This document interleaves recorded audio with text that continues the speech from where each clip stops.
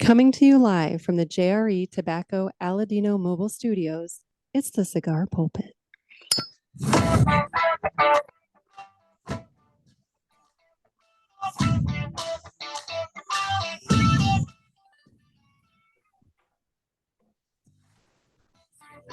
Hello, everybody, and welcome to another sermon from the Cigar Pulpit. I'm the Bishop of the Garden, Nick, and with me, we have Mr. Ferio Tego himself. We have Michael Herklots come to us via Zoom. How are you? What's happening? How you doing? I'm doing great, man. How you doing? I'm good. It feels like just yesterday you and I were enjoying the nice, pleasant weather of the east coast of Florida there. That's true. I feel like so often this is always like long time no see. Great to finally at least do this virtually, but I right? did just bro hug you like 8 days ago. I was to say it was like a week and a half ago at this point. So, yeah, but you got tied up in that conversation with the one customer, Jimmy, and I did not want to break that up for this, back and forth. Well, here we are. It's another There you excuse go. to get together. I'll take it. I love it. Well, today I'm going to be firing up a cigar that I've been sitting on for a little while. I had it in the humidor. I bought it, and I've been sitting on it, waiting for you to come back on the show. And we've run into each other at TPE, various things like that, but calendars just haven't quite worked out for us until now. But I'm firing up the Ferio Tego Generoso 2021, The inaugural. the inaugural. Yeah. Now, which, by the way, was released just over 2 years ago today. We started shipping the very first week of October 2021. Fantastic. So officially 2 years in business. How about that? Hey, you know what? You make it to 5, then you're set. Yeah. Two is great. Don't get me wrong. I mean, I don't want to dismiss that, but 5, that's when I, at least for me with my business, I realized like, okay, this is actually kind of a thing that could keep going for a little while. All right, so, 3 more. You're there you listening go. God's ears, bro. You got it. You got it. So tell me a little bit about this cigar. The research that I did just before we got on here, 6x50 Toro, and produced for you from the Plasencia factory, correct? Yeah, it's a blend I do with Plasencia. It's a blend that's made once annually. So unlike traditional core lines where you're constantly reproducing and for that matter, reblending to make sure that they are consistent every single time, with Generoso and its sister Elegancia, which I'm smoking right now. Okay. They are made once per year, and the blends are not replicated to the prior production, but rather they are remade in the style and spirit of what Elegancia and Generoso is, but sort of a fresh approach each time. So if you like Elegancia 2021 and you smoke the 22, you're going to like the 23 and say, yep, that's Elegancia. But if you smoke all 3 of them side by side in a vertical tasting, you might be able to pick up some of the specific nuance that is perhaps unique to each production year. And same with the Generoso for that matter. So it's not replicated to the 22, which would have been replicated to the 21 in a traditional core. This is, okay, Generoso equals the relationship of strength, flavors, aroma, combustion, and let's do it again. That sounds like you've taken a very for lack of a better descriptive, like a wine approach to it, to where it's like, you have the 2016, port and the 2017 port, and people might say, oh, I really liked this year maybe a little bit more than this year because this year had more of what I like, and that sort of thing. It is very much a wine model. Okay. The biggest difference is in wine, we know that what's in the bottle is 100% that vintage, and therefore an expression of whatever God gave him that year in the vineyard. In the case of Ferio Tego, Elegancia, and Generoso, it is not vintage. So the tobaccos themselves are from different regions and different harvest years and seed varieties and leaf positions, and that's not necessarily replicated each year. So it's a difficult comparison, apples to apples. but the spirit of the project is very much the spirit of wine. Gotcha. Well, I'm getting ready to cut my cigar, and the official cutting is brought to you by Dan the Man Ponder at Riverman Cigar Company of Crestwood, Missouri. And guys, if you're in the St. Louis area and you want to try some Ferio Tego cigars, head on over to Dan the Man Ponder at Riverman Cigar Company. He has the Metropolitan, the Timeless, and he does get in the Generoso. And I'm uh, I'm drawing a blank. You literally just said it. The Generoso and the Elegancia. I got the man himself in front of me, and I'm drawing a blank on the cigar name. And but hopefully yeah, Suma. And hopefully Suma. I'll admit I haven't been by there in a little bit. I've been running around crazy, but I will check for that as soon as I go in there the next time. But if you're in the St. Louis area, you can swing by and pick some up. If you're not in the St. Louis area and you still want to support a brick and mortar shop, he does do mail order. So you can give him a call and place your order for singles, boxes, whatever, right away. It's Riverman Cigar Company of Crestwood, Missouri. And with that, I'm going to go ahead and cut my cigar. And I think I left some schmuckus in my cutter from last night. Schmuckus. Yeah, the technical term. That is an industry term. A lot of people don't know that.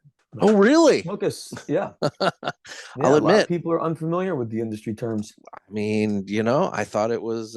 they stop at Ligero, or they stop at, Vitola, Parejo. But schmuckus is actually all right, one of the originals. Well,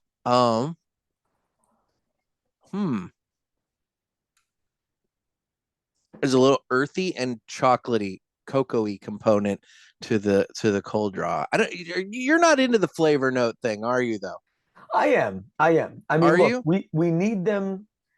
We need meaningful ways to describe and discern one cigar from another cigar, and the only way to differentiate a tube of rolled up brown leaves that taste like tobacco is to describe them in words other than just tobacco. So I am a big believer in it. Absolutely. Okay, then. I was just giving you a hard time. I mean, it's common. It happens. So that's all right. So I've again, we had you. We found you at TPE. I don't remember if that wasn't this year, was it? 2 years. 2 years ago. Yeah, I was gonna say this year is when it was in February, and that conflicted with the event in the Dominican. Yeah, Pro Cigar. I couldn't go. Brendan went. Okay. So we haven't really caught up since pre-Ferio Tego, days. Crazy, it was just a little bit before Ferio Tego, if I recall. But it was right before. Sorry about that. Right. That's, I mean, timing is what it is. So, so let's get into that. So let's, for those people who maybe are new to you and new to the brand, let's review and recap kind of the genesis of Ferio Tego. How did this, give me the elevator speech of how that kind of came about. Yeah, I mean, I have been in the industry a tremendously long time. I started in 1999, so much of my career was in retail. 4 years in Boston, then 9 years with Davidoff in New York City, and then another 9 years with Nat Sherman in New York City. When I joined Nat Sherman, though, my work was not exclusively retail. I was also responsible for the cigar part of the business. So we, of course, had a pretty famous retail store in New York City, but there was a portfolio of premium cigars that the Sherman family really wanted to kind of kick up and bring back. And so that was my work, creating blends, preserving and maintaining blends for Nat Sherman. That was 2011 to 2020. The company was bought in 2017 by Altria. And so I worked my last 2 or 3 years under Altria. And then ultimately, they were going to close the business. We tried to sell the business and were very far along. Then the world turned upside down with COVID. And so that was the end of that.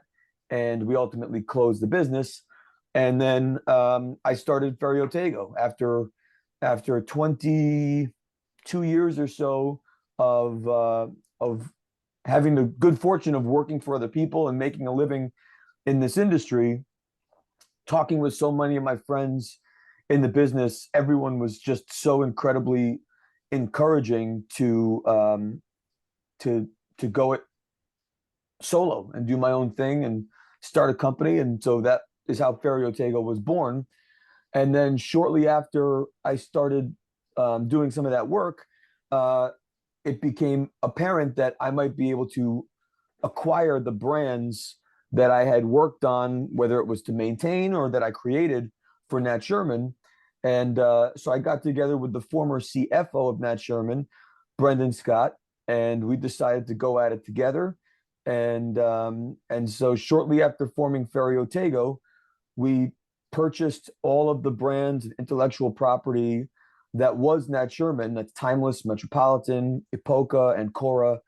And rather than starting only from scratch, we started Ferio Tego as a brand, but also as a halo that would then welcomed back Timeless and Metropolitan. No, and that's fantastic. And that's the Reader's Now, Digest version. Sorry. no, no, that's great. That catches everybody up. So then, the Metropolitan, the Timeless, they kind of roll back out, and you kind of, and it was kind of it was interesting to watch as it happened, because you have various ones kind of slowly trickle. You didn't just throw it all out there at once. You kind of No. trickled it out and kind of rebuilt it slowly that way. Yeah, it was important to make sure that we took our time with it. I mean, it's a lot for everyone. It was Yeah. a lot for factories. I mean, don't forget, it was the COVID boom. There was no factory in desperate need of production. Every factory was killing production. Yeah. Uh, so it was a lot for the factories, just from a prioritization and infrastructure standpoint. It was a lot for our distribution partners. We're distributed by Davidoff USA. So it was a lot for them just from a system standpoint and integration standpoint. And then it's a lot for retailers. I mean, Yeah. for it was basically a year from a little more. It's probably 14 months from the time we um, stopped selling Metropolitan and Timeless till we reintroduced it. And so lots of people, I'm sure, sold out of what they had and made room for something else. And it's You not, being in retail, shelf space is valuable. of course, of Yeah. course. So we were trying to come up with a strategy that was thoughtful, that took into account all of our partners, but also to move as quickly as possible, so that we weren't offsides for too long, and we were able to just start making some meaningful progress. But it was basically 12 months, um, 11 months from the time we actually did the deal until the time we shipped. So these factories that you're working with to produce the cigars, obviously at some point they were given notice, hey, this is the end of the line for, the Metropolitan, whatever, or whatever it is. And so they start planning their future based upon not having that cigar to produce anymore.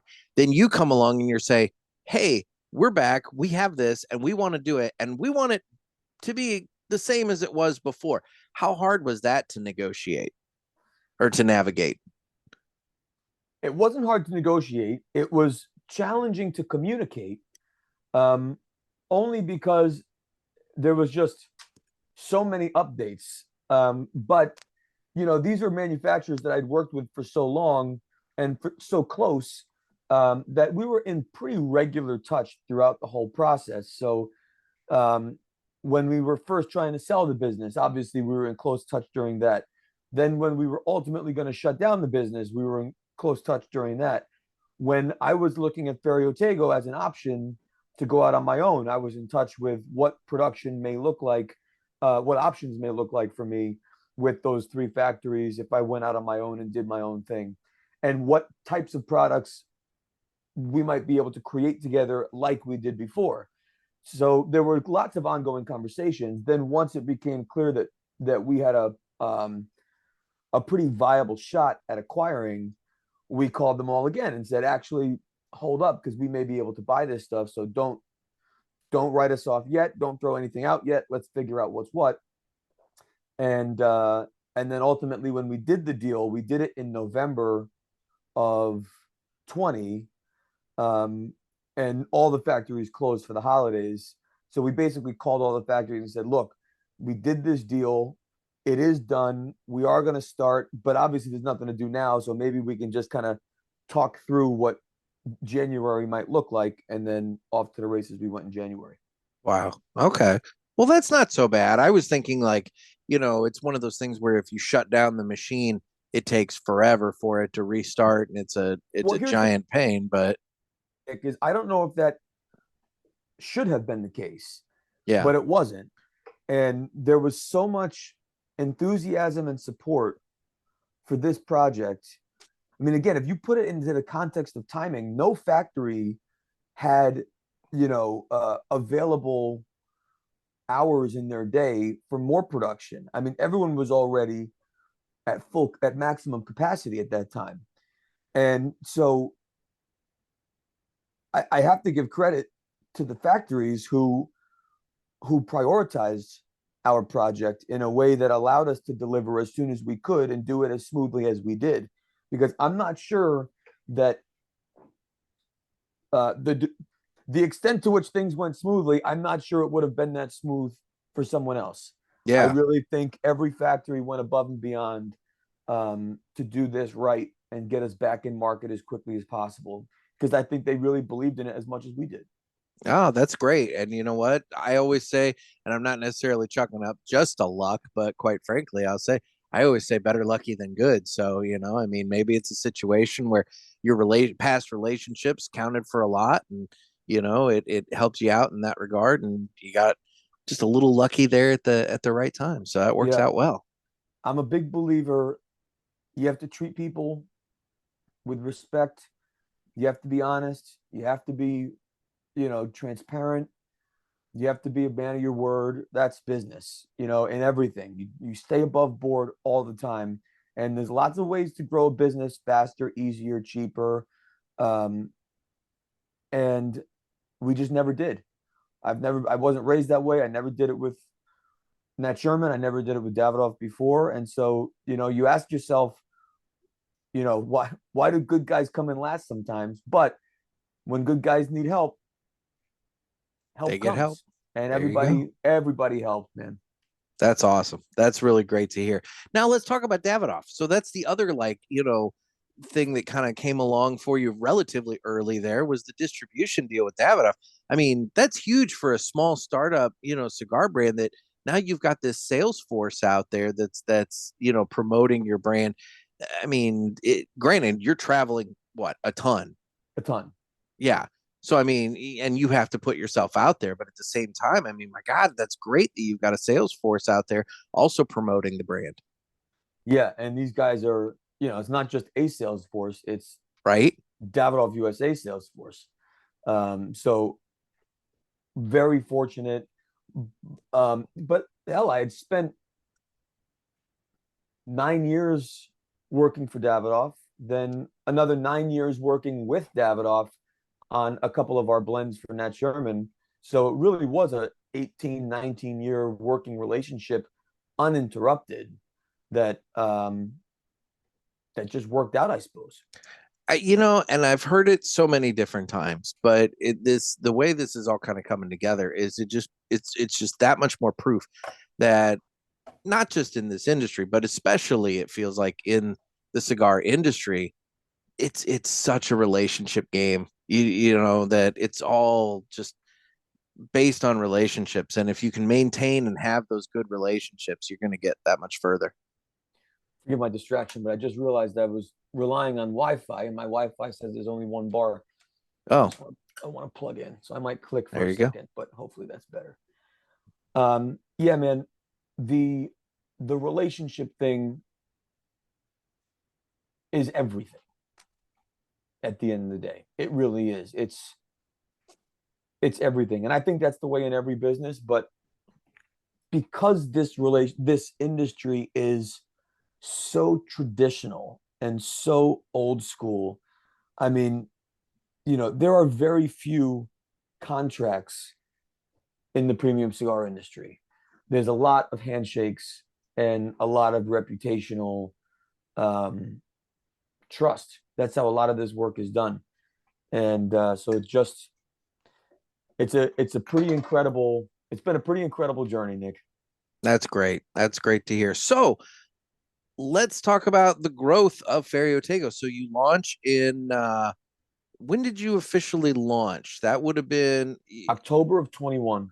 21. Okay. So you've been okay, yeah, the launch, the shipment of these. So then 2 years now in the growth of the company in those 2 years. How has it gone? It's gone great. It's an interesting thing to try and reconcile because on the one hand, um, we are a 2-year-old startup, and on the other hand, we have brands that have been in market for almost 30 years, Yeah. and we're distributed by an industry leader, and so it's it's sometimes difficult to truly kind of gauge success because there's so many different things to measure. You know what I mean? Yeah. But if we were just taking it at the highest level, I'm never happy. You know what I mean? Like Well, I'm no, one of that's a those good thing I'm though. one of those guys that is just constantly, unsatisfied, and that's terrible. I need to do a better job Yeah, but when it of comes to celebrating the business, wins. well, that's true. That's true. You got to stop and smell the roses, but at the same time in business, man, you got to have that next goal, that next, hurdle Yeah. that you want to jump. So I can say we are certainly light years ahead of where a 2-year-old premium cigar startup company should be. That's for sure. Um, we've got all 9 legacy blends back in market. We have produced 3 productions of the annual limited release Ferio Tegos. We released the core line Suma this summer. Um, we've celebrated the 10th anniversary of Timeless with a limited edition that is sold out. We've shipped to probably 1,200 stores or more since inception, and we're turning and burning in about 500 stores that have reordered this year. Um, that is a lot to be proud of. And so Oh, for I would sure. say that we're certainly well on our way, but we are still a new business and a new brand, and we're still in real need of advocacy and enthusiasm and storytelling and word of mouth. Now, one of the things that you just said, and I want to circle back to, is that you're a 2-year-old company that has products that have been put out for decades, and like my dad speaks very highly of. He visited the Nat Sherman store in New York, and he it was funny. We were talking about that we were going to be doing this, and he said, going to that Nat Sherman lounge. He's like, it was one of those places. He's like, you go to cigar lounges and you're comfortable. He's like, but that one was just like a step up. You felt like you were somebody when you went to that place. And he speaks very highly of the Metropolitan. He loved the Metropolitan and everything. And obviously you brought that back and he's happy. But I know another friend of mine, Well, we just had the you know, experience sitting in Florida together. right? Precisely. As I was sitting there, the random customer walks by and With his dog. reintroduced himself to the store owner and said, "You sold me that brand that used to be a Nat Sherman." While I was sitting there, I was Yeah. like, "Is And then this set Ken's up or like, what?" oh, well, here's Mr. Nat Sherman sitting right here. Yeah, exactly. It was great. Yeah. And but my point is though, it's like, is that weird that you're building your own brand, you're building the Ferio Tego brand, you're building your own company, but is it weird that maybe more that brand recognition and name ID and everything is higher for a company that no longer technically exists, that you're now It's a, putting out the product? you know, I don't think weird is the right descriptor. I mean, it's the reality. The Yeah. reality is that Nat Sherman, or not even Nat Sherman, because none of the product says Nat Sherman, Yeah. but Metropolitan and Timeless have been on the minds of consumers dating back to 1995 with Metropolitan and 2012 with Timeless. So, of course, Metropolitan and Timeless have more familiarity than Ferio Tego that has 2 years in market. Uh, but I also believe that the over the last 2 years, the brand awareness and growth of the Ferio Tego brand and its equity has been at certainly a faster pace than we experienced when we were trying to grow Timeless back in 2011, 2012. No, that's good. So it, and quite frankly, these are blends and brands that I'm proud of. I was proud of them then, and I'm certainly proud of them now. We own them. And so if that means that we have to do some extra storytelling for those people who are familiar with some of the earlier history, then no problem. Those are stories that we're willing to tell. But what I think is really encouraging is that those are not stories that we must tell. And what we're seeing, every day that goes by, are more and more people discovering Ferio Tego as a company, discovering the brands and blends of Ferio Tego, which include Elegancia, Generoso, Suma, Timeless, and Metropolitan, and are learning it and discovering it as a company in 2023. And ultimately, that's how this will continue to go, as time moves on. Well, and one of the things that you were talking about with Ken that I thought was really brilliant was that you guys had put together a tray, and that you had the spots for the 7 different cigars in this tray, and but it was all, summarizing it up, it was all designed to kind of create this like almost like visual family of Metropolitan, Timeless, but then also the Ferio Tego blends, and that way it kind of tied them together a little bit. That it's not just Metropolitan, Timeless over here, and then the Ferio Tego stuff over here. Right. And we already do that to some extent on our packaging. So every box of Timeless and Metropolitan says exclusively for Ferio Tego. Every cigar says exclusively for Ferio Tego. And the early thought was to brand it even more obviously Ferio Tego. I was going to say, because it's a little, I mean, not to criticize or anything, but it is very subtle. It's very subtle. But that's also because, and you know this as well as anyone, when anything changes, despite the fact that it's exactly the same, it's an excuse to suggest that everything has changed. And so we thought it prudent to keep everything as close to original as possible, to make sure that everyone could kind of track, because there was let's face it, there's a lot of change. So it was important for us to stay familiar. And so the only thing that changed were the words on that secondary band to say Ferio Tego. But some of the work we're doing now is to enhance some of that branding to try and connect it more closely with Ferio Tego. Well, and that's something to emphasize, is that the blends did not change from the Nat Sherman days to the Ferio Tego days. I think the best way to say it is the blends are the best they've ever been. So in some cases there was a little polish. In some cases we put a little nuance. Like I've said, if you had to go back into the studio to re-record an album, you wouldn't repeat the mistakes that you made when you went into the studio the first time. That makes sense. In the spirit of consistency. So we did take the opportunity on some blends to polish a touch. I'd say Metropolitan across the board is as original as they've ever been. I mean, they're spot on.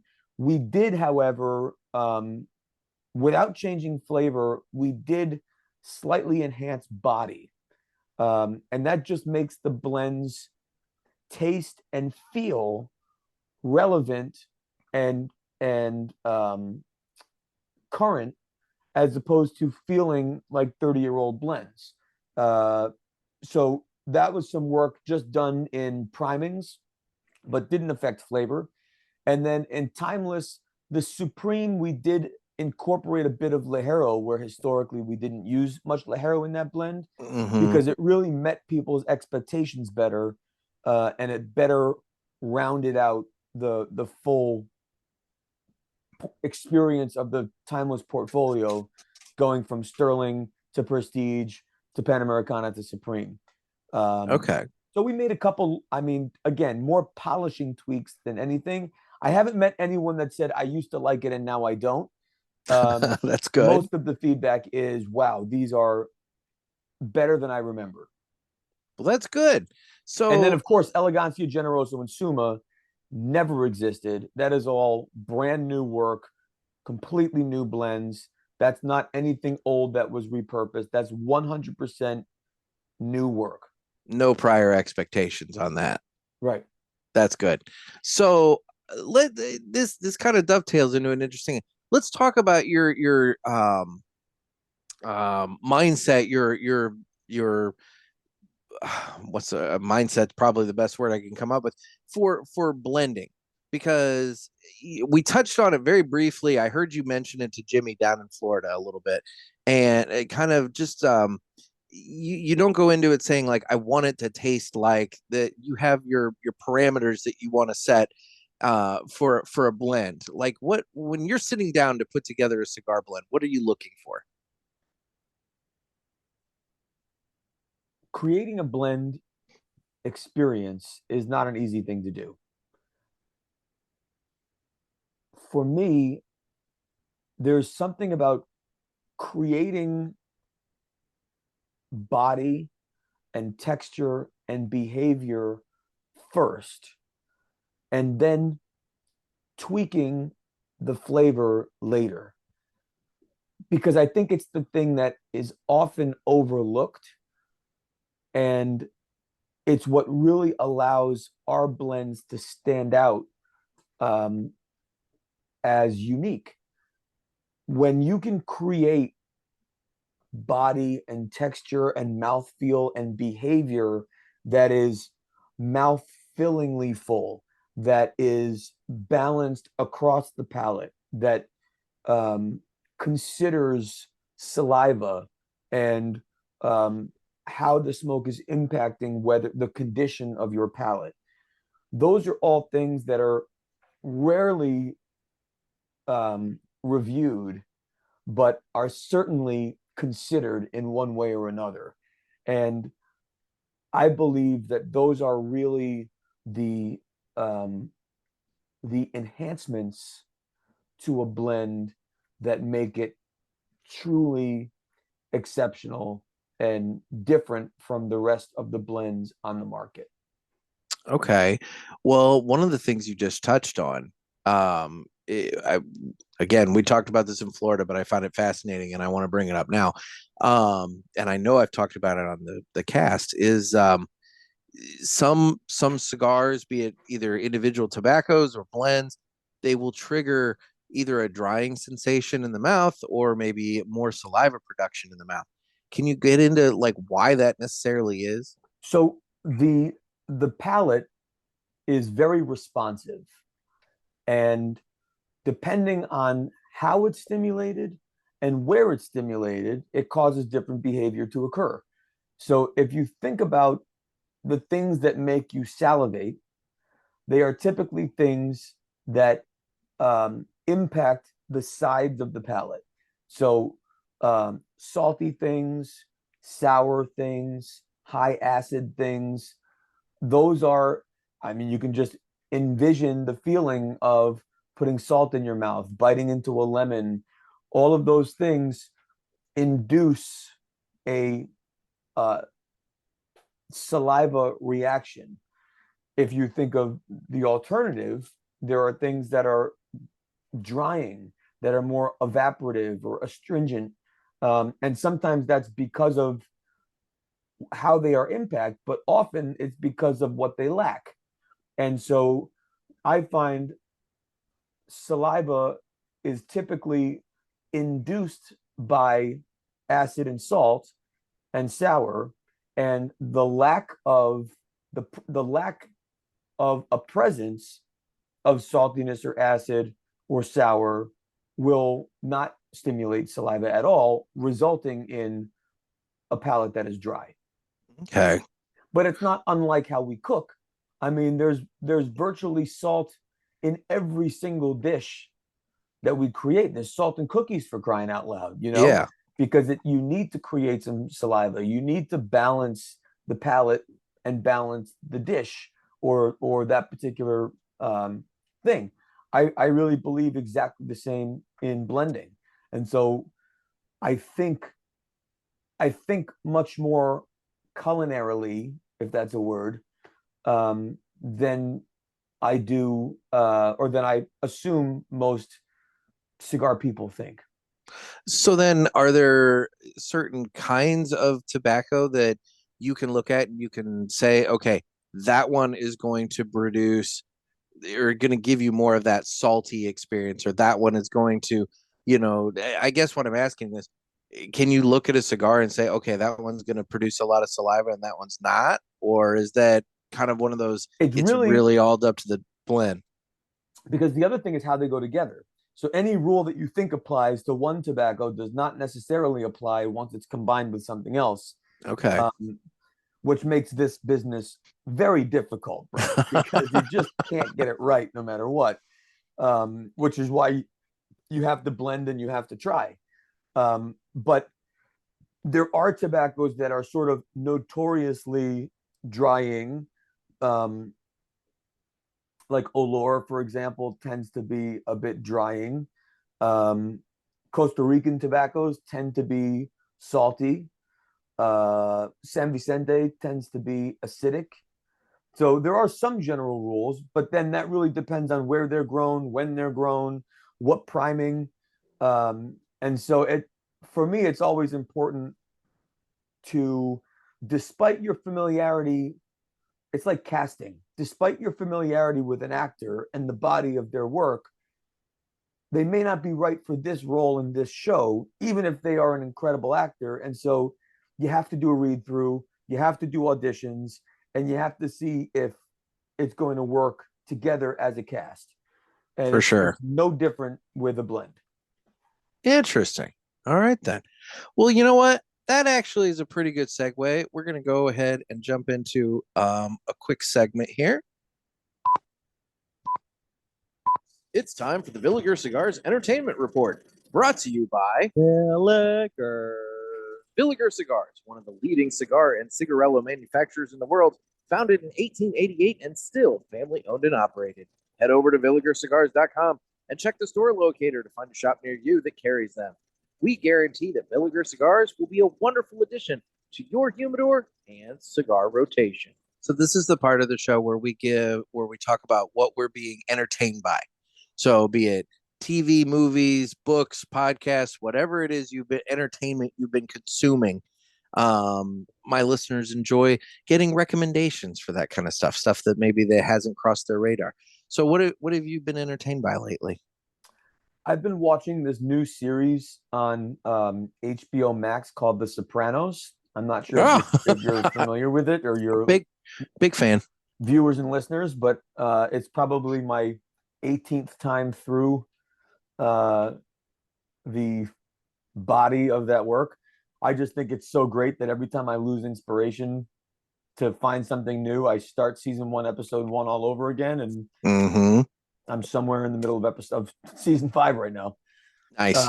But yeah, that to me is like, eating my mom's spaghetti and sauce. Like, it's comfortable, it's great every time, and there's always something, especially in that show, man. There's always something that you discover or that you notice that you didn't notice one time or the next time.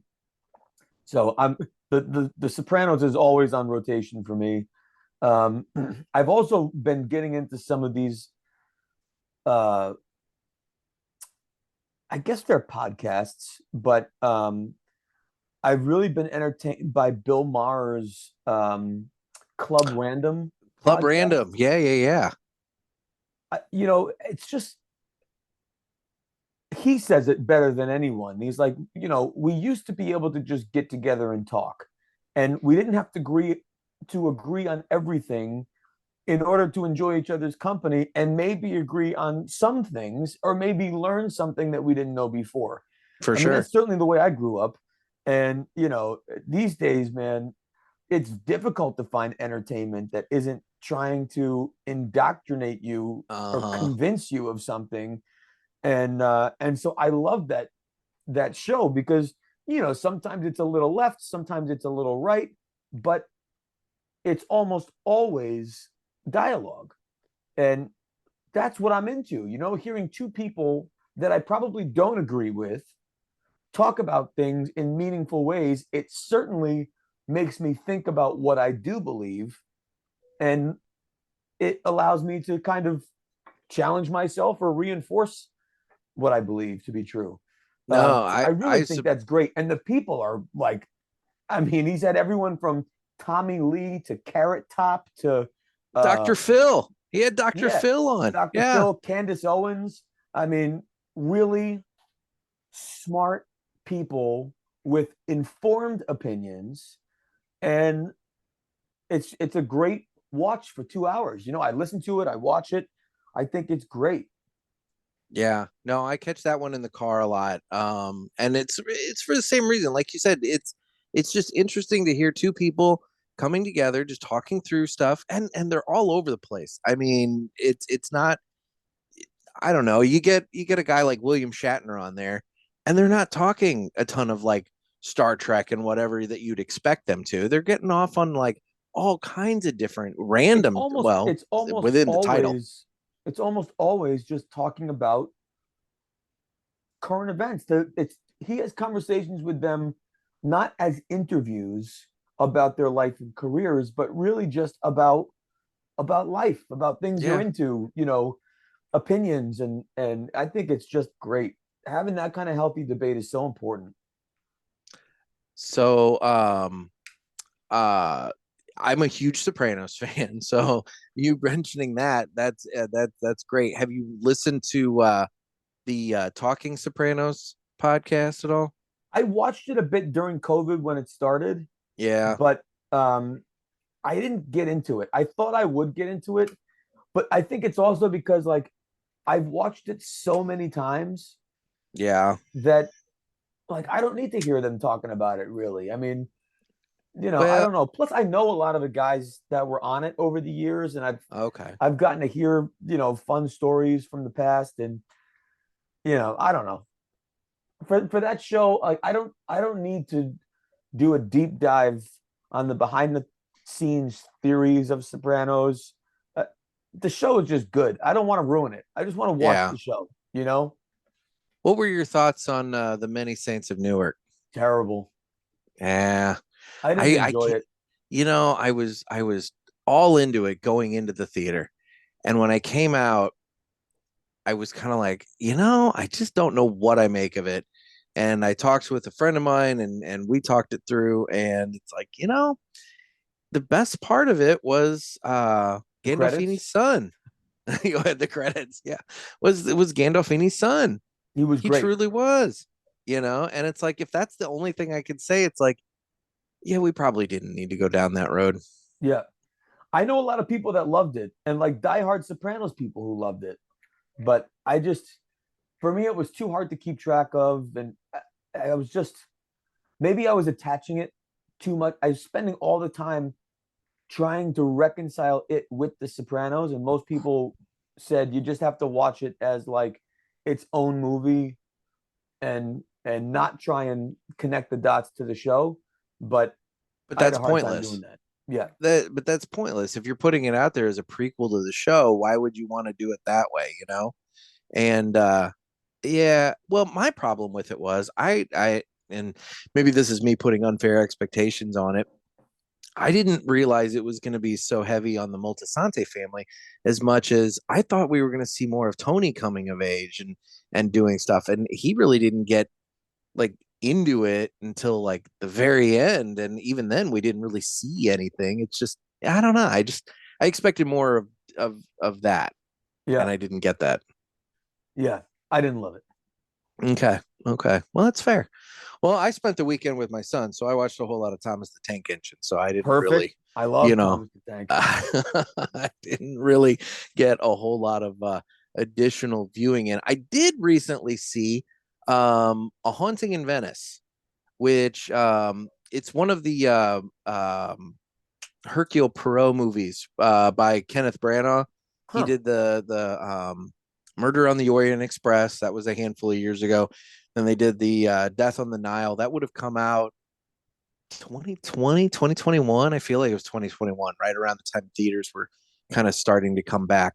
And then this is the third entry, and it was so they put it out right before Halloween, and it was a really good little spooky mystery whodunit, Really? Agatha Christie-ish kind of movie. I really enjoyed it. Cast These was days really great. I get all my entertainment on Delta Airlines. Oh, So I'm sometimes at the mercy of what's on there, but I did just watch the Blackberry movie. oh, I wanted to see that. That had who was in that? The guy from It's Always Sunny in Philadelphia. Dude, it was Wasn't pretty he? good. You know who I'm talking about. I couldn't I He didn't was. really recognize much of the cast, Oh, but he's bald. I'm gonna have to look this up. it was good. I mean, Uh as a BlackBerry guy yeah. who, I mean, it really hurt my soul when I got an iPhone, and I carried both for a while because I had my personal still BlackBerry and work went to iPhone.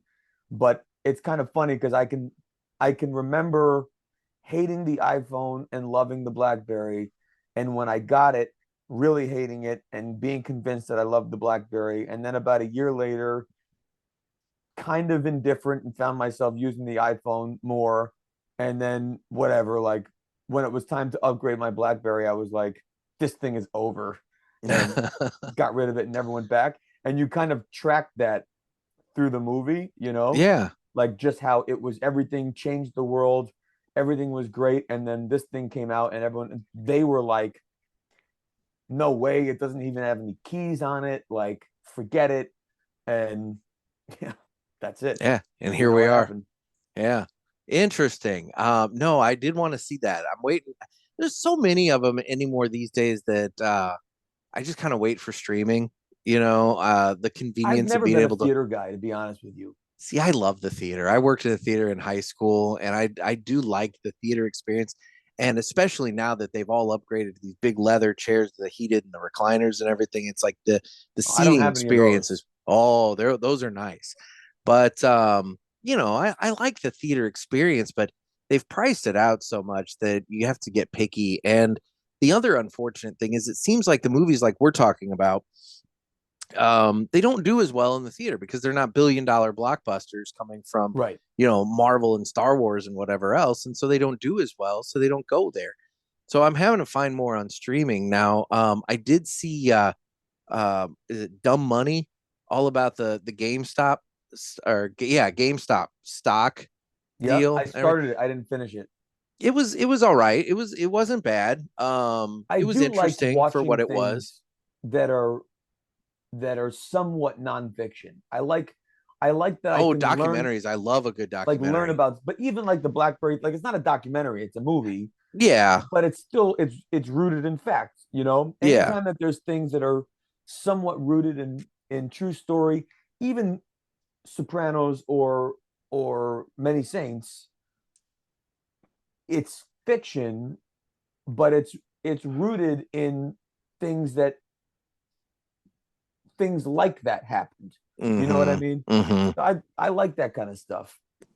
Now, after I watched Sopranos, the one that I got into was Boardwalk Empire. Did you watch Couldn't that get at into all? it. Really? I really tried. I couldn't do it. I'll admit, it slowed down. Like later seasons slowed down. It was stronger early on. So if you didn't like it early on, you probably weren't gonna like the later stuff. But I usually, for a while, I was yeah, rotating between Sopranos and Mad Men, and I would go okay. back to Mad Men. Then what did we roll in there? The Uh, Wire. Billions. Oh, I do We like rolled Billions. through Billions. I need to watch this current season. I do too. I haven't watched the latest Succession. season. Oh, I like Succession was Succession. good. Yeah. What did you think of the end of that? of Succession. Yes. Yeah, it was. I mean, it's fine. I don't know. I Yeah. mean, kind of like the last episode of Sopranos. Like, I don't really care. It's Okay. over. It's done. So that's it. I No just didn't know if problem. you were invested in any one of the siblings to where, Nah. at the end you're kind of like I mean, sitting I there was like, surprised it I, went that way, yeah. but for me, it was like Mm, a great show. It ends how it ends. I don't care. okay. Okay. Okay. Well, interesting. Well, then we will close that segment out, and we can just at this point talk about our cigars for a minute. I'm a little right around halfway on mine. Yeah. It's been a nice, great slow smoke, very pleasant. Um, Heavy body on the cigar. Not so much in terms of like slit your throat flavor, because when I did look it up, correct me if I'm wrong, it was it a Honduran wrapper and then Nicaraguan binder and filler? Yes, sir. Okay, so just reading that generalities, I'm looking at this and I'm thinking, okay, there's probably going to be a lot of like peppery spice and everything going on in this. And I haven't really encountered that. I mean, there's maybe a hint of it on the retrohale, but not a ton. And but the body, it's been a very full-bodied cigar. And again, going back to my style, that's the most important thing to me. First is body, and what I wanted for these two to share is a mouth-fillingly round, creamy body, despite the flavors. And then following the wine inspiration, I wanted a big, creamy, Chardonnay like white. And I wanted a big, kind of old world, rich, dense, intense red. And that's the red, and this is That's the what I've white. got. Okay. But the other thing that you're experiencing is also 2.5 additional years of aging, which of course plays some role, although I would say that 2.5 years isn't a significant amount of aging. It Yeah. still plays some part in softening the edges of that blend had you smoked it new in 21. Okay. But for me, Generoso in general starts with a touch of that kind of bright spiciness. And certainly the 2023 does this. And then it really rounds out and creams out and gets dark and gets dense. And you lose that edge and it becomes very decadent and almost meaty, Mm-hmm. like a well marbled steak. That's a good way of describing it. Meaty. Yeah. Interesting. And So this one then, is straight in creamy, buttery, buttered popcorn, creme brulee, a little toffee. I love this blend so much. And it's it's so like the thing about body, the body is the weight and the texture and the feeling, right? Which also means that it's visual. Like body you can literally see. yeah. And typically with cigars that have this color wrapper, and certainly with cigars that tend to be very intense in their strength of flavor, they tend not to be full embodied because on the strong side, they are disproportionately using Ligero, which burns less, or on the milder side, they're only using Secos and Bizos, which don't have the texture or character in the leaf itself to create that level of body. In both of these cases, there's use of Ligero. In both of these cases, there's Nicaragua. And so you're able to craft, we were able to craft body in a way that's mouth-fillingly full and visually obvious. And then layer the flavors that we were looking to achieve. No, that's great. That's interesting. The whole process is so interesting as to how that comes about. I think that's really fascinating. So let's talk a little bit about the Suma. Like I said, that one I have it inside. I smoked one out on the patio at Ash and Ale with you on that day. So let's talk about the Suma a little bit. It's delicious. I liked it. I did. I said Ken and I were sitting there smoking it while you were talking to Jimmy. It was a fantastic cigar. It is a blend. So Summa means a synthesis of the work so far. And Summa is not just a synthesis of Elegancia and Generoso, but it's really a synthesis of all the blends I've ever worked on. I mean, I think as an artist, uh, you don't abandon what you've done before. You're always kind of incorporating your previous work into your new work, and there's a constant state of evolution as an artist. Um, and so that I suppose every blend I do is a summa of the work to date. But I really wanted to create something that kind of memorialized where we are in this process, um, especially with 2 years and welcoming the third year of Elegancia and Generoso, something to really anchor and solidify Ferio Tego as a brand that was evergreen. And so that is what Summa is. And so Summa has a great deal of Nicaragua filler with some filler from the Dominican Republic. And then it uses Ecuador binder and Ecuador wrapper. And it just it comes together in a fudgy, uh, dense, viscous delivery of darker flavors in the majority. So a lot more coffee, chocolate, espresso, leather, earth, with some supporting flavors from the Dominican Republic influence, like cedar, a bit of nuttiness. And then you add that double influence of Ecuador. Ecuador, particularly these seeds, this is a Sumatra binder and a Corojo wrapper. It lends flavor, but it also lends the influence of the terroir. And Ecuador has a viscosity to it, that you get to some extent in Ecuador grown Connecticut, but you really start to get it in Ecuador grown Habano, and you definitely get it in Sumatra and Criollo and some of the seeds that grow thicker. And so it it it allows the flavor of Corojo to remain, but in a body and texture that is so classically Ecuador that it's smooth, but it's rich. It's like pure fudge. I only smoked the one about a week and a half ago, and so correct me if I'm wrong. Kind of a medium body to that cigar. It wasn't. I don't remember it being a very like really heavy bodied cigar, but it wasn't light in smoking experience either. It had a nice kind of medium body to it. It depends. I guess it depends a little on the size that you're smoking. I had Um, the Corona Grande. yeah. So the Yeah, Corona Gorda is oh, probably that's it. medium plus. Okay, Um, the Robusto is a little denser than the Corona Gorda.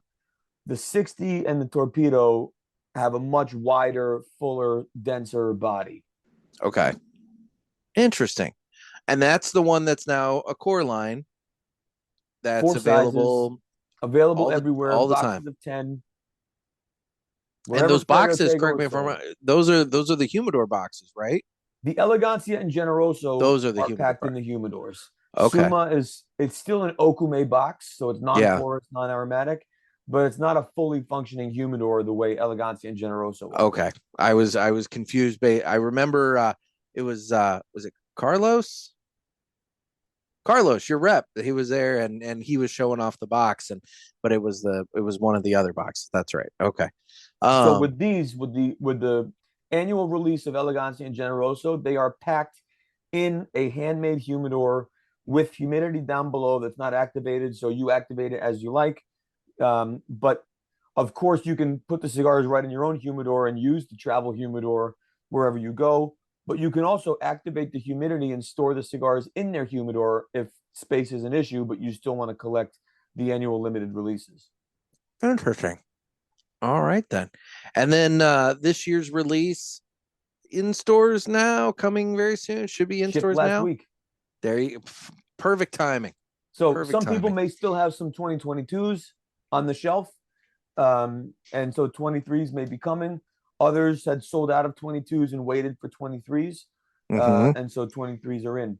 But, you know, I'll tell you, as a new small business, and I think we were talking about this earlier, the most important thing for us is to establish confidence and trust in the brand. And that's from a consumer perspective as well as a retailer perspective. And the most meaningful way to do that is through consumers who love what we do. And when you go the extra step as a consumer and take a picture and brag about it, post it, walk into a retailer and ask them if they have it and tell them your experience with it, or even mention it if you're in a lounge to some of your fellow enthusiasts that you're enjoying a cigar with, that is, for all intents and purposes, that is an endorsement. It's an authentic endorsement about Ferio Tego, and that goes a very long way in not just advocating and building awareness for Ferio Tego, but really establishing a track record of demand, a track record of quality and consistency, and reassuring retailers and consumers that this is a brand worth investing in. Well, and that's one of the hardships that I know for small brands that are getting going is building that relationship, but also that word of mouth, you know, getting the word out there that, hey, we exist and we've got good products.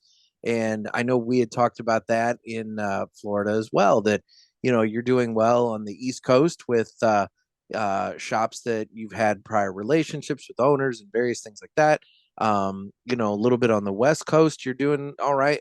But like my area, middle of the country, it's, you know, you're out there, but it's not maybe to the same extent. And so this is where, you know, us Midwesterners need to step up and you know, produce some results for you out here, and just, you know, tell our retailers, hey, we want to try this stuff, you know, get this stuff in. And especially when you know, there are not every retailer, but a lot of retailers are so focused on building their business and working with the vendors they have and continuing to supply the brands that people are asking for today. Yeah. It's difficult to do that and at the same time keep your finger on the pulse of all the other things that are happening in the industry. And so that's really where I think retailers rely on consumers to give them feedback and give them ideas and tell them what they've experienced and enjoyed and heard about and read about, because it's not easy to manage a business and run a business and at the same time try and see what else is out there that's making noise and really contributing meaningfully. So There's businesses that have hired people just to do that. Yeah, exactly. Yeah. So, well, interesting. Well, real quick, I want to discuss, or I'm going to do a little plug here for My Monthly Cigars. It's a premium cigar subscription service. You can get a box of cigars sent to your door every month. They have a couple different variety sizes. I get the Robusto box, which is 4 cigars for $30. They have the El Presidente, which is 8 cigars for $50. And if you use offer code PULPIT, PULPIT, gets you free shipping on the first box. And while you're over there, try the fucking good coffee, because he's got a variety of different coffees under the fucking good coffee brand, and they pair well with cigars. So make sure you head on over to mymonthlycigars.com and try the cigars and the fucking good coffee. Michael, thank you so much for taking time out. I really do appreciate this. Man, I'm so glad it worked.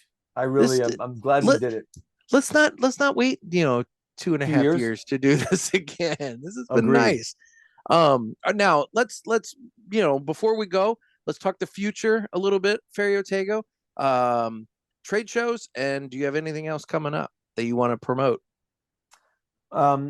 Well, let's see. We've got the 2023 Elegancia and Generoso landing in stores. So that is as current as it gets. And Suma is Mm-hmm. still making its way into shops. Um, when I think new, I think new in terms of opportunity. I think new in terms of growth. I don't always think new in terms of product. Okay. Uh, so we're excited. We just opened up Asia. So we're in Japan, Hong Kong, and Macau, and we're looking at some additional international markets. You just triggered a whole nother thought process for me. We're gonna All have right. another follow-up question to that, but okay, So go ahead. that's exciting for us for new. Um, we get new accounts every single week with a new store and a new location. Excited to try us. So we update our store locator. We try and update it every week. So make sure and check. Make sure that if you're carrying Ferio Tego, that your store is on there. Because if it's not, I want to make sure that we get it on there. For sure. But if you're just bringing it in, let us know so we can be sure to update that store locator. Um, and brand wise, for 2024, of course, we'll do another TAA limited release. TAA got moved a little later in the year, but we'll certainly release our TAA again under the Timeless brand, and 2024 Elegancia and Generoso. Between now and then, though, we are starting to add some new sizes as appropriate. When we launched, we obviously, because we were launching so many things in such a short amount of time, we wanted to make sure that what we were introducing to market were proven winners, that these are sizes that are going to sell, blends that people already have a history with, to mitigate any risk, right? Yeah, Proven winners out of the gate. makes perfect sense. However, a lot of that meant pretty much exclusively ring gauges above a 50, which selfishly I happen to enjoy 46s and 38s and 42s and different shapes. So we're going to start to introduce some more unique formats within some of our blends over the next few months. So I'm very excited to bring those back, even if it's just selfishly for me to have more to enjoy. But I certainly think They're your cigars, there's whatever. enough people out there like me that like narrower ring gauges and shorter formats and shapes and those types of things. So I'm excited to bring some of those out, and we'll see. There's only so much time Yeah. in a day and in a week and in a month and in a year, and there's only so much room in a humidor. And I believe it's better for all partners to invest our time in preserving and growing what we have rather than continuing to add and add and add and add, because I really think there must be a counter effect of diluting the sum total of your equity when it keeps getting, it doesn't do this and this every time. Yeah. Something contracts. And I believe our stuff is so good and it's been so meaningful for so long to so many that I want to spend our time. I think consistency is the greatest way to show gratitude. By keeping No. things consistent and keeping quality high, it's our way of saying thank you to our consumers and thank you to our retailers, and keeping up our end of the deal. And Ferio Tego is not a meme. Ferio Tego is here for the long term. And so that means that these are blends that you can discover today, but you can depend on tomorrow. To me, that's the name of this game long term. So as exciting as it can be to launch new things, I get much more excited seeing the confidence in our product grow and seeing people depend on our brands year in and year out. There's a lot to unpack there. I mean, yeah, there's at least one brand that I'm gonna let them remain nameless, that I feel like they chase. I'll be honest, I feel like they chase the quick buck with limited editions to the point that their core line is practically non-existent anymore. and you wonder about the long-term stability of that. You have yeah, there's a lot to unpack there. And one of the things you talked about was the are you diluting yourself? There's so many great cigars in the out there and available, not just from you, but other companies and everything. That I was just talking with one of the listeners the other day. He was telling me that he found one that he hadn't smoked in a long time, and he's like, it's one of those things. There's so many good cigars, you kind of forget about sometimes, and then you circle back and you're like, why do I not smoke this more often? And so it's one of those things where if you can get your cigar into somebody's regular rotation, that's huge. That's just absolutely huge for a brand. So and part of that is the work of trying to create blend experiences that you can't forget about, and the consistency to be able to provide that every time going forward. Now, that makes a lot of sense. Now, before I deviate onto the little subtrack that I thought of as you were talking there, trade shows, TPE and PCA, they're both coming up. Are you going to be at those? We're at everything. TPE, PCA, TAA. If it's happening, we're there. Perfect. All right. So all the retailers listening can head on over. You're typically set up with the Davidoff booth, correct? Since they do the TPE, distribution. We are incorporated in the Davidoff booth. For PCA, we are our own booth. Okay. And for TAA, we are at our own table. But for the retailers listening, don't wait for a trade show. We're an easy guy to find. Not. So reach out to your Davidoff USA rep or reach out to me directly, and I would love to tell you more about what we're doing. For sure. Now, the little deviation that I had, I want to talk to you about foreign markets. It seems like the foreign markets have obviously exploded with the New World cigars, with the lack of product from Cuba to a lot of those places other than, I guess, maybe China. Have you seen, you said you just got into Asia.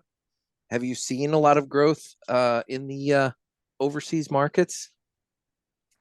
I haven't seen a lot of growth with our brands because we're just making it there.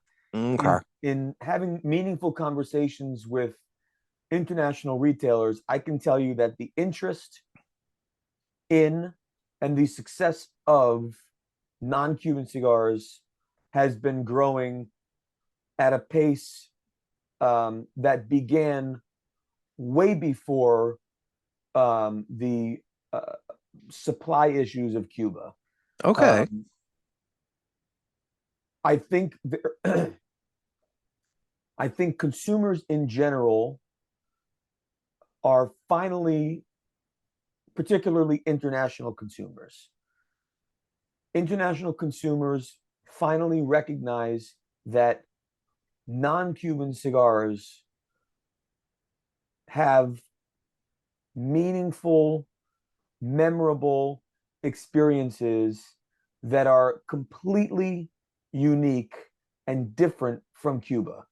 And what has evolved in that thinking is that the flavor and experience of a cigar that is not Cuban does not necessarily mean better or worse just because it's different. It simply means different. So not unlike most wine enthusiasts, though they may favor France or Italy, still appreciate Napa and Oregon. And there is a case that all things can be very good and different, and you find the things that you like. In the cigar world, it has been, I think, a bit too singularly focused on Cuba for too long. Mm-hmm. And I believe that was purely mindset and bias. And I think with the younger generations who approach the hobby with an open mind, their discovery of different flavors and different experiences from different companies in different countries and different regions of the world, they're discovering that that's what makes this world go round, you know? Yeah. Yeah. And when you widen your pantry, you can create more experiences. And No, isn't that it makes a lot crazy of that I sense. said widen the pantry and your screen just did that? I don't know if I did that or did you see that? I have okay, so I have a newer iPad that I use for this, and I didn't know that it did this. Somebody else pointed this out to me that it'll like pan. Yeah. It'll do this. And it's got some sort of adaptive lens that it'll follow So me when I and said all that. widen their experience, it It like widened widened my your screen. That was that's nuts. that's really weird. So my other follow-up question to that with the overseas markets is more of a business one as it pertains to the business and the brand. So, in the United States, in all fairness, you're 2 years, so you're still a small business, working on building your brand. Do you find that going over, well, maybe, let me ask this. Um, since you're dipping the toe in the water, maybe it might be a little premature to ask this, but my thought process is that when you go overseas and you're introducing Ferio Tego to these new cigar or these cigar consumers over there that are finding all these newer new world brands, I would make the argument you might be more on a level playing field with some of the bigger guys in terms of brand recognition at that point, to where for you as a smaller company, are the rewards greater perhaps for dabbling in some of those markets? Am I making any I sense? understand. I understand what you're saying. Okay. Um, there is no more important market on the planet than the United States market for handmade premium cigar consumption. Oh, for sure. Period. Full stop. So for me, the US market is my number one priority. That's it. And there is a lot of work to do, as we've just discussed, from a brand equity standpoint, brand awareness standpoint, confidence, and track record. So our international growth is really responding to demand, not trying to penetrate and gain ground there. That's really Okay. the work we're trying to do here. And we're really responding to interest and demand internationally with distributors who have said, we're getting a lot of requests for your brands in this market. Can we do something to get them here? Um, I do think that there is a unique opportunity right now because there is a bit of momentum and trend associated with newer brands, Mm-hmm. but then that level playing field of exploration becomes unlevel when other brands have marketing budgets and advertising dollars, and they have more effective ways to communicate and market their brands to consumers in those markets. We're Mm-hmm. not there yet. So, no different than the United States, we're relying solely on the most basic tools of word of mouth, retailer support, and really helpful tools like this and social media to try and get the story out there. I don't know how influential things like this are in international markets that speak different languages, and so I think we're still very focused on the opportunities that exist in the United States. But if an opportunity comes to us that we really believe that partner is going to go do some of that work on our behalf and that they are as excited as we are about the Ferio Tego story and the quality of our blends and brands, then that's something that I think we move forward with. Interesting. Well, that answers my question then. Well, then where can everybody follow you on the socials? Yeah, so if you want to follow me, it's Michael Herklots on everything: Instagram, Facebook, Twitter, Michael Herklots. If you want to follow all things brand, it's Ferio Tego on Instagram, Ferio Tego on Facebook, and Ferio Tego Cigars on Twitter. All right. And people can follow me on Instagram at the Cigar Pulpit. I'm on Facebook where we have the Pulpit Parishioners group. It's a private group, so just request access and you get in on that. And people like to share all kinds of fun stuff and pick on me and whatever else in there. I take it.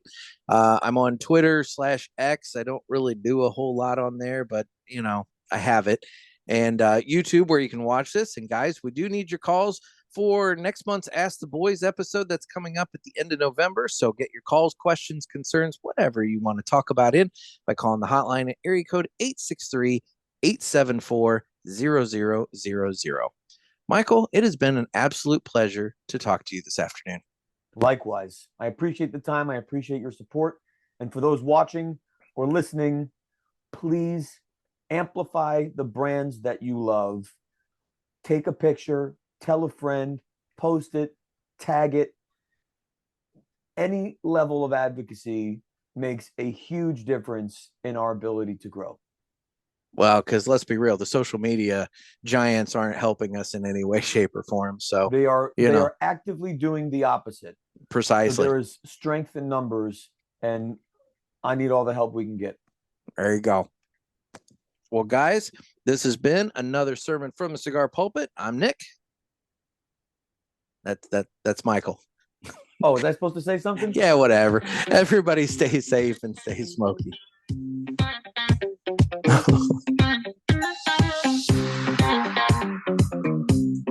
This is so good.